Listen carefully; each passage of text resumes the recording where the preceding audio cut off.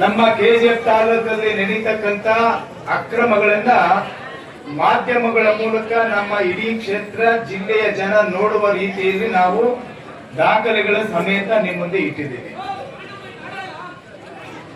ನಮ್ಮ ಜಿಲ್ಲಾಧ್ಯಕ್ಷರಿಗೆ, ನಮ್ಮ 4 ಜಿಲ್ಲೆಯ ವಿಭಾಗ ಪ್ರಭಾರಿಗಳಿಗೆ ಮತ್ತು ನಮ್ಮ ಸಂಸದರಿಗೆ, ನಮ್ಮ ಜಿಲ್ಲೆಯ ಪದಾಧಿಕಾರಿಗಳಿಗೆ, ಎಲ್ಲ ಮಂಡಲ ಪದಾಧಿಕಾರಿಗಳಿಗೂ ಕಾರ್ಯಕರ್ತರಿಗೂ ಈ ವಿಷಯವನ್ನ ನಾವು ತಿಳಿಸಿದ್ದೇವೆ.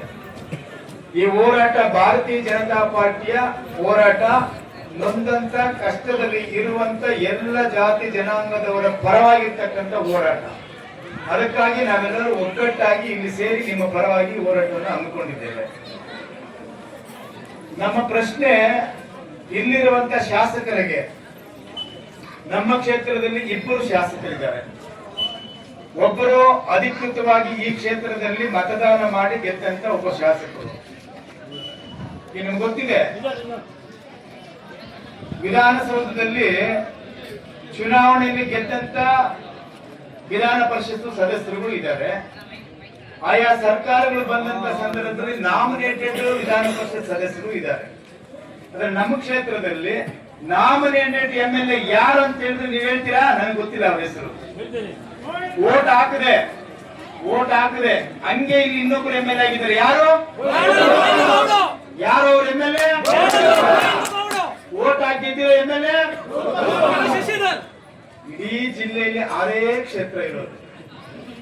ಇನ್ನು ಡಿಲಿಮಿಟೇಷನ್ ಆಗಿಲ್ಲ. 7 ಕ್ಷೇತ್ರ ನಮ್ಮ ಜಿಲ್ಲೆಯಲ್ಲಿ ಆಗಿದೆ. ಅದರಲ್ಲಿ ವಿಶೇಷವಾಗಿ ಕೆಜಿಎಫ್ ತಾಲೂಕಲ್ಲಿ 2 ಶಾಸಕರು. ಎಂತ ಅದೃಷ್ಟವಂತರು ನಮ್ಮ ತಾಲೂಕು. EM ಕೆಲಸ ಮಾಡದೇ ಇದ್ರೆ ಕೋಲಾರ ಹೋದ್ರೆ ಅವ್ರ ಕೆಲಸ ಮಾಡ್ಕೊಡ್ತಾರೆ. ಅವ್ರ ಕೆಲಸ ಮಾಡಿಲ್ಲ ಅಂದ್ರೆ EM ಕೆಲಸ ಮಾಡ್ತಾರೆ ಅಂತ ನಂಬಿಕೆ. ಕೆಲಸ ಆಗಿರೋದಂತೂ ಯಾರು ಹೇಳಲ್ಲ. 3 ಸಬ್ಜೆಕ್ಟ್ ಇಟ್ಕೊಂಡು ಹೋರಾಟವನ್ನ ಪ್ರಾರಂಭ ಮಾಡಿದ್ದೀವಿ. ಇನ್ನು ಎಲೆಕ್ಷನ್ ಮುಗಿಯುವವರೆಗೂ ಇರ್ತಕ್ಕಂಥ ಸಮಸ್ಯೆಗಳು, ಹಗರಣಗಳು ನಮ್ಮ ಮುಂದೆ ಇದೆ. ಪ್ರಾರಂಭ ಇದು. ಕಳೆದ 15-20 ದಿವಸಗಳಿಂದ ತಯಾರಿ ಮಾಡಿರ್ತಕ್ಕಂಥ ಈ ಕಾರ್ಯಕ್ರಮನ ಕೆಡಿಸಬೇಕು ಅಂತ ಹೇಳಿ ಮುನ್ಸಿಪಾಲಿಟಿಯ ಆವರಣದಲ್ಲಿರ್ತಕ್ಕಂಥ ಬಾಬಾ ಸಾಹೇಬ್ ಅಂಬೇಡ್ಕರ್ ಅವರ ಪ್ರತಿಮೆಯನ್ನ ಇವರೇ ತೀರ್ಮಾನ ಮಾಡಿದ್ರು. ಆಗಸ್ಟ್ 15ನೇ ತಾರೀಕು ನಾವು ಇಡಬೇಕು ಅಂತ ಹೇಳಿ.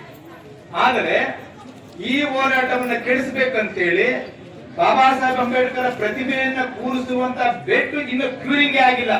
ಪ್ಲಾಸ್ಟಿಕ್ ಮಾಡಿರೋದಕ್ಕೆ ಇನ್ನು ನೀರೇ ಸರಿಯಾಗಿ ಆಗಿಲ್ಲ. ತರಾತುರಿಯಲ್ಲಿ ಇವತ್ತು ಅಲ್ಲಿ ಉದ್ಘಾಟನೆ ಮಾಡಕ್ ಹೋಗಿದ್ದಾರೆ. ಆದ್ರೆ ನಮಗೆಲ್ಲ ಅನಿಸ್ತದೆ, ಈ 3 ವಿಷಯಕ್ಕೆ ಕಾಂಗ್ರೆಸ್ನ ಶಾಸಕರಿಗೆ ಈ ರೀತಿ ಭಯ, ನಡುಕ ಉಂಟಾಗಿದೆ ಅಂತ ಹೇಳಿದ್ರೆ ಅದು ಬಿಜೆಪಿಯ ಹೋರಾಟ, ಬಿಜೆಪಿಯ ಕಾರ್ಯಕರ್ತರ ಶಕ್ತಿ ಅನ್ನುವಂಥದ್ದನ್ನ ಈ ಸಂದರ್ಭದಲ್ಲಿ ಹೇಳಿಕೆ ಬಯಸ್ತೀನಿ ಬಂಧುಗಳೇ. ಪ್ರಾರಂಭ ಇನ್ನು ಅಂತ್ಯ ಇಲ್ಲಿದೆ. ಮುಂಬರುವ ವಿಧಾನಸಭೆಯ ಚುನಾವಣೆಯಲ್ಲಿ ಅವಾಗ ಅಂತ್ಯ ಆಗುತ್ತೆ. ಅದಕ್ಕಿಂತ ಮುಂಚಿತವಾಗಿಯೇ ಈ ಭಯ ವಾತಾವರಣ ನಿರ್ಮಾಣ ಆಗಿದೆ ಅಂತ ಹೇಳಿದ್ರೆ ಅದಕ್ಕೆ ಕಾರಣಕರ್ತರು ಇಲ್ಲಿ ಬಂದಿರತಕ್ಕಂತ ನಮ್ಮ ಪಕ್ಷದ ಮುಖಂಡರು, ಕಾರ್ಯಕರ್ತರು, ನಮ್ಮೆಲ್ಲ ಜವಾಬ್ದಾರಿತ ಸ್ಥಾನದಲ್ಲಿ ಇರ್ತಕ್ಕಂಥ ನಮ್ಮ ಪಕ್ಷದ ಮುಖಂಡರು.